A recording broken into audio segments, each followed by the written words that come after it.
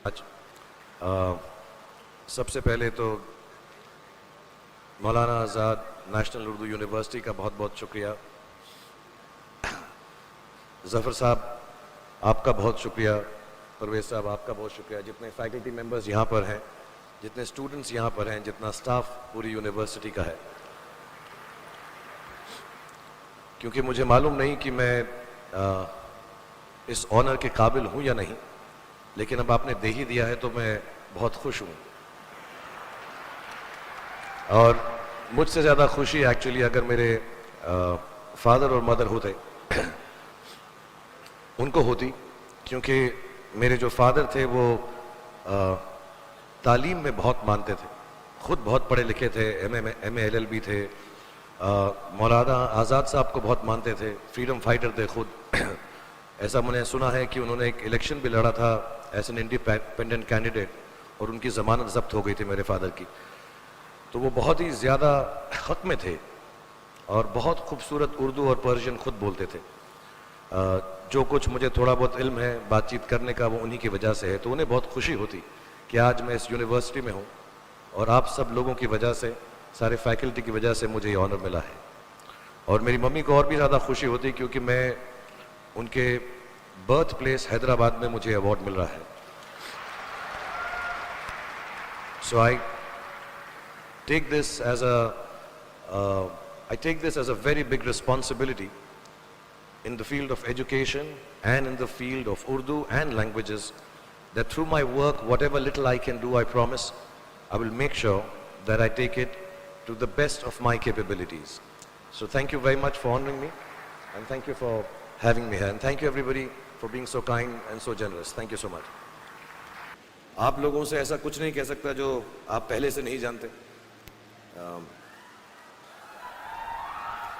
Sorry, मुझे बहुत गर्मी लग रही थी इसलिए मुझे वो उतारना पड़ा, वरना मैं पहने रखता। लेकिन सिर्फ दो चार बातें बोल दूंगा मैं आपको, क्योंकि मैं यहाँ पर आया हूँ और मुझे बहुत फ़क्र होता है जब तालीम कोई हासिल करता है। मैं भी सराफ साहब को भी यही बता रहा था, मुझे खुद जो है बहुत प्राइड होती है जब लोग पढ़ाई लिखाई करते हैं। मुझे लगता है तालीम से ज़्यादा अहम कोई भी चीज़ दुनिया में नहीं है। और जैसा मैंने आपसे कहा, इस वक्त ये जो आपका मुकाम है, ये जो उम्र है आपकी, इस उम्र में आप में सबसे ज़्यादा जज्बा होगा, सबसे ज़्यादा ब्रेन सेल्स होंगे और सबसे ज़्यादा बाल होंगे। कुछ सालों बाद जज्बा भी कम हो जाएगा, बाल भी कम हो जाएंगे, ब्रेन सेल्स भी कम हो जाएंगे। सो ये जो मौका आपको ज़िंदगी ने दिया है, ये जो थ्रेशोल्ड पर आप हैं, जब आप बाहर जाएंगे, काम करना शुरू करेंगे और पढ़ाई करेंगे, आप में से कुछ ग्रेजुएट हो रहे हैं, कुछ पोस्ट ग्रेजुएट हो रहे हैं, बहुत सारे अभी पीएचडी हासिल करके गए। आप लोगों को सिर्फ इतना कहना चाहूँगा कि जैसे आपकी सोच है, जो आपके दिल में आए, ज़िंदगी भर सिर्फ वही कीजिएगा। क्योंकि जब आप मेरी उम्र के होंगे या अपने माँ बाप की उम्र के होंगे, अपने टीचर्स की उम्र के होंगे, तो कहीं ना कहीं दिल में कोई ना कोई रिग्रेट रह जाती है कि मैंने वो क्यों नहीं किया। तो हर लड़के और हर लड़की को मैं सिर्फ यही कहूँगा, प्लीज़ जो दिल में आए इस उम्र में ज़रूर कीजिएगा। मेरे जो वालिद थे, मैंने जैसे बताया, बहुत पढ़े लिखे थे, तो उन्होंने बहुत गरीब भी थे, उनको कभी कोई नौकरी नहीं मिली, हार्डली उनके पास पैसे होते थे। जो भी बिज़नेस उन्होंने शुरू किया, इतनी तालीम हासिल करने के बाद भी वो फेलियर ही रहा। लेकिन उन्होंने बहुत प्यार दिया, और क्योंकि उनके पास पैसे नहीं होते थे तो मेरे हर जन्मदिन पे अपनी कोई पुरानी चीज़ मुझको दे दिया करते थे। तो पहली पुरानी चीज़ जो, और बहुत बड़ा चढ़ा के उर्दू में अच्छे अच्छे अल्फाज यूज़ करके मुझे इम्प्रेस करते थे कि बहुत अच्छा प्रेजेंट दिया है मुझको। तो वो मुझे पहली चीज़ उन्होंने मुझे, ये मैं हर जगह पर बोलता हूँ, स्कूल के बच्चों के फंक्शन पे, येल यूनिवर्सिटी में, एडिनबरा में, क्योंकि आप लोग सब अपनी लाइफ के उस थ्रेशोल्ड पे हैं जहाँ से आपको कामयाबी हासिल करनी है इंशाल्लाह। सो पहली चीज़ जो उन्होंने मुझे दी थी, उन्होंने मुझे अपना शतरंज का सेट दिया था, टूटा फूटा सा। वो शतरंज हर रोज़ खेलते थे। हनुमान मंदिर के जो हेड प्रीस्ट थे, पंडित थे, उनके साथ रात को जाके मेरे वालिद जो हैं शतरंज खेलते थे। और उन्होंने मुझे कहा कि शतरंज से आप ज़िंदगी के बारे में बहुत कुछ चीज़ें सीख सकते हैं। पहली ये कि कोऑपरेशन और साथ मिलजुल कर काम कैसे करना है। दूसरी ये कि ज़िंदगी में आगे बढ़ने के लिए कभी कभी पीछे भी हटना पड़ता है। तीसरी ये कि जो छोटे लोग होते हैं, जो आप समझते हैं, कई लोग ऐसी बात मानते हैं, जो पॉन्स होते हैं, जो प्यादे होते हैं, उनकी सबसे ज्यादा इज्जत करना जिंदगी के अंदर। कोई भी इंसान छोटा नहीं होता, हमेशा हमेशा जिंदगी में काम आता है। और कामयाबी हासिल करने के लिए आखिरी बात शतरंज ये सिखाती है हमको कि कभी कभी जिस चीज से सबसे ज्यादा लगाव होता है, जैसे रानी से अमूमन हो जाता है, कभी कभी उसे भी सैक्रिफाइस करना पड़ता है आगे बढ़ने के लिए। दूसरी चीज जो उन्होंने मुझे दी, मेरे पास है वक्त, 2 मिनट बोल सकता हूं मैं, सॉरी। दूसरी चीज जो उन्होंने मुझे दी थी, वो एक टाइपराइटर दिया था। आज के ज़माने में आई डोंट थिंक किसी को, बहुत सारे बच्चे होंगे यहाँ पे जिनको मालूम भी नहीं होगा टाइपराइटर कैसा लगता है। अब सब कंप्यूटर पे काम करते हैं। तो टाइपराइटर के ऊपर जब आदमी लिखता है और अगर गलत लिखता है तो उसको मिटाने में बहुत तकलीफ होती है। So you have to be very diligent, बहुत ध्यान से लिखना पड़ता है। हम गलती नहीं कर सकते। और टाइपेक्स यूज़ करते थे टाइप को निकालने के लिए, कभी उंगली फंस जाती थी उसकी कीज़ के बीच में, मगर बहुत मेहनत से, बहुत डिलिजेंस से काम करना पड़ता था। तो जब मैं उस पर टाइपिंग सीखा स्कूल में कॉमर्स करते वक्त, so the only thing I realize is that practice makes you perfect. तो जो भी काम आप जिंदगी में करें उसको डिलिजेंस से करें, ऐसा करें कि कोई गलती ना हो, अपना पूरा दिमाग लगा कर करें, सोच समझ कर करें। ऐसे करें कि ये काम जिंदगी में आपका पहला काम है और इसके बाद आपको मौका नहीं मिलेगा, और शायद ये काम आपका जिंदगी का आखिरी काम है, इसके बाद फिर मौका नहीं मिलेगा। So do it with that kind of diligence. तीसरी चीज उन्होंने मुझे कैमरा दी थी, क्योंकि बहुत गरीब थे, वो कैमरा चलता नहीं था बिल्कुल भी। सिर्फ उसके व्यू फाइंडर से बड़ी अच्छी अच्छी तस्वीरें दिख जाती थी, लेकिन खिंचती बिल्कुल भी नहीं थी। और इससे मुझे उन्होंने सीख दी कि जो हमारी क्रिएटिविटी होती है, हम जो भी, कभी कभी हमारी हॉबी होती है, कभी कभी हमारा उससे प्यार होता है, लेकिन हम उसको अपनी नौकरी नहीं बना सकते, अपना काम नहीं बना सकते। बहुत कम लोग ऐसे फॉर्चुनेट होते हैं जैसे मैं हूँ कि जो मेरी हॉबी थी, जिस चीज़ से मुझे प्यार था, कलाकारी से, एक्टिंग से, वो मेरा पेशा भी बन गया। अमूमन ऐसा होता नहीं है, लेकिन जो हमारी कला है, चाहे वो पोएट्री है, चाहे वो लिखना है, चाहे वो पेंटिंग है, चाहे जो भी चीज़, गाना है, अकेले में गाना है, हमारी क्रिएटिविटी ज़रूरी नहीं है कि दुनिया एक्सेप्ट करे।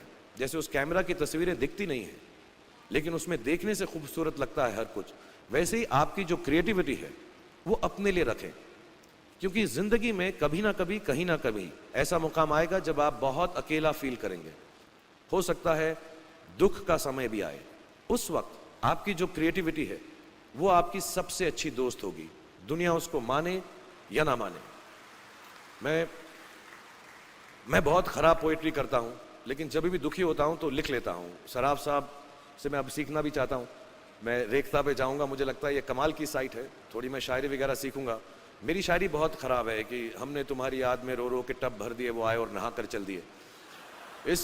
इस लेवल की पोइट्री है। लेकिन जब दुख होता है, ये भी बैठकर जब लिखता हूँ तो बहुत दिल को शांति मिलती है।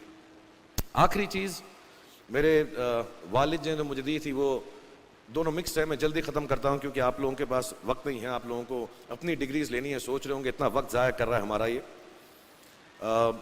तो मैं जल्दी से बताता हूँ। एक उन्होंने मुझे कहा, एक सेंस ऑफ ह्यूमर हमेशा रखना ज़िंदगी में, हंसते हमेशा रहना, एक चाइल्ड लाइक इनोसेंस ज़रूर रखना। जैसे एक छोटे बच्चे की जो एक इनोसेंस होती है, जो उसका दुनिया की तरफ जो नज़रिया होता है बड़ा इनोसेंट सा होता है, उसमें कोई खामी नहीं होती, गलती नहीं होती, अभी दुनियावी बातें नहीं आई होती, तो वैसे ही रखना। कई बार बचपन में मैंने जब बदतमीज़ी की या कोई गलत काम किया तो उन्होंने सेंस ऑफ ह्यूमर से मुझे बचाया। और ज़िंदगी भर अगर आप अपने ऊपर, अपने हाल पे, दुनिया पे, क्योंकि लोग आपसे हर कोई बात कहेंगे, अच्छी बात भी कहेंगे, बुरी बात भी कहेंगे, क्योंकि लोगों का काम है कहना। अगर आप उसको एक सेंस ऑफ ह्यूमर से देख सकेंगे तो ज़िंदगी जो है बहुत बेहतर रहेगी। And last not the least, what my father gave me, what my mother gave me and what your parents have given you. आपके जो पेरेंट्स हैं, जो आपको दिया है, वो सबसे बड़ी गिफ्ट है, गिफ्ट ऑफ लाइफ। ज़िंदगी की जो ज़िंदगी एक खुद ही सबसे बड़ा तोहफा है हमारी ज़िंदगी, और उसको वैसे ही ट्रीट कीजिए।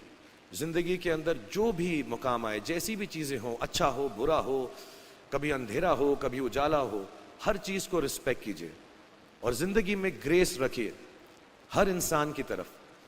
हर इंसान जो भी आपसे जो भी बात करेगा, वो अपनी मुसीबत के हिसाब से करेगा, अपनी हैसियत के हिसाब से करेगा। कभी गलत बात भी बोलेगा, ऊंची बात भी बोलेगा। जब आप काम करेंगे, जब आप बड़ी बड़ी कंपनीज के अंदर नौकरी हासिल करेंगे, आपका हमेशा झगड़ा रहेगा, जो मेरा जूनियर है वो ऐसी बात करता है, मेरा सीनियर जो है ऐसी बात करता है।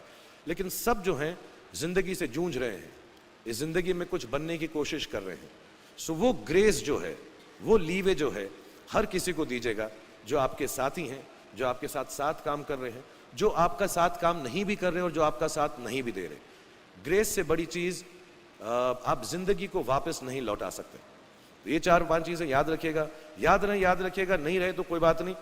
आप लोग बहुत कुछ अभी इस जगह पर इल्म हासिल कर चुके हैं और मुझे उम्मीद है और मुझे यकीन है कि आप जो भी करेंगे जिंदगी में बहुत कामयाब होंगे। और फिर से मैं मौलाना आज़ाद नेशनल उर्दू यूनिवर्सिटी का शुक्रिया अदा करना चाहूँगा कि मुझे यहाँ पर बुलाया, आपसे मुखातिब होने का मौका दिया। थैंक यू वेरी मच, बहुत बहुत शुक्रिया। और आप, मुझे मालूम है कुछ टीचर्स जो होंगे यहाँ पर बैठे होंगे जो आपके फेवरेट नहीं भी हैं, जो बहुत स्ट्रिक्ट होंगे, डांटते भी होंगे आपको, उनको सबसे ज़्यादा याद रखिएगा जब आप इस यूनिवर्सिटी से बाहर जाएंगे, क्योंकि जो सबसे ज़्यादा टीचर आपसे स्ट्रिक्ट थे वो एक्चुअली सबसे ज़्यादा आपसे प्यार करते थे। Thank you very much for having me here, and खुदा हाफिज़। Thank you everyone.